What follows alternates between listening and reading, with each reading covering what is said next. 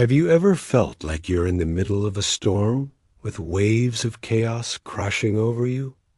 It feels like your little boat is about to sink, and you're wondering, where is God in all of this?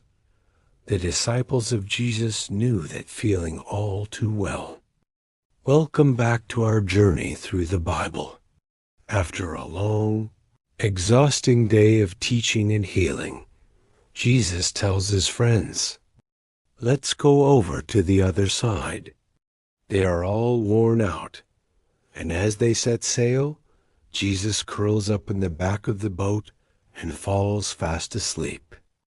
The disciples, many of them experienced fishermen, are happy for the quiet journey across the familiar Sea of Galilee. They know these waters like the back of their hands. But then, suddenly, everything changes. A darkness gathers on the horizon. A ferocious storm, a violent squall, erupts out of nowhere. The wind howls like a wild animal, and the calm water turns into a churning nightmare. Waves, huge and powerful, crash over the sides of their small fishing boat. The men scramble, terrified. They're bailing water as fast as they can, but it's a losing battle. The boat is filling up, groaning under the assault of the storm. Lightning rips the sky apart, revealing just how massive and deadly the waves have become. These tough, seasoned fishermen are gripped by sheer terror. They are convinced they are about to die. And through all this chaos, what is Jesus doing? He's sleeping, peacefully, desperate and drenched. Peter stumbles to the back of the boat. He shakes Jesus awake, and his voice is filled with panic and a little bit of anger. "Master, don't you care that we're about to drown?" Jesus opens his eyes. He doesn't look panicked. He doesn't even look surprised. He stands up, steady in the wildly rocking boat, and looks out at the raging storm. Then he does something that will change his disciples forever. He raises his hand and speaks to the wind and the waves. His voice isn't a shout, but a firm, quiet command. Peace. Be still. And instantly, silence. The wind doesn't just die down. It stops.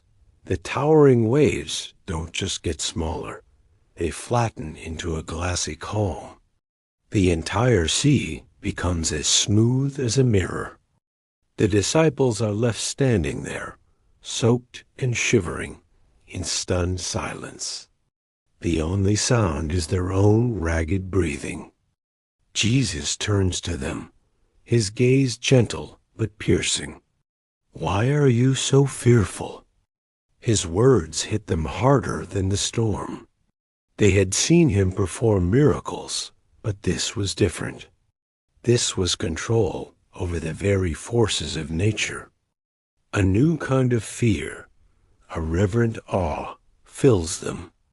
One of them whispers, "What kind of man is this?"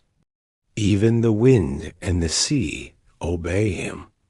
They had forgotten who was in the boat with them. In the middle of the storm, their fear was bigger than their faith. They saw the waves, but they forgot the wave-maker was right there with them.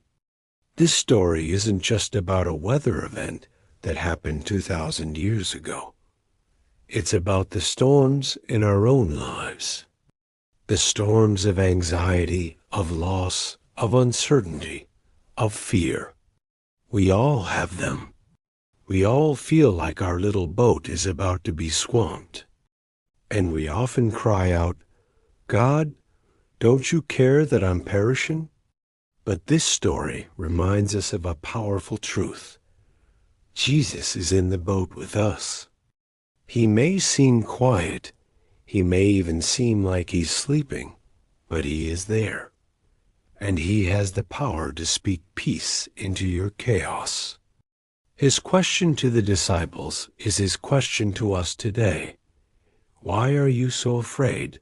Where is your faith? Faith isn't about the absence of storms. Storms will come. Faith is about knowing who to trust in the middle of them. It's remembering that the one who can command the wind and the waves has authority over every single storm you will ever face.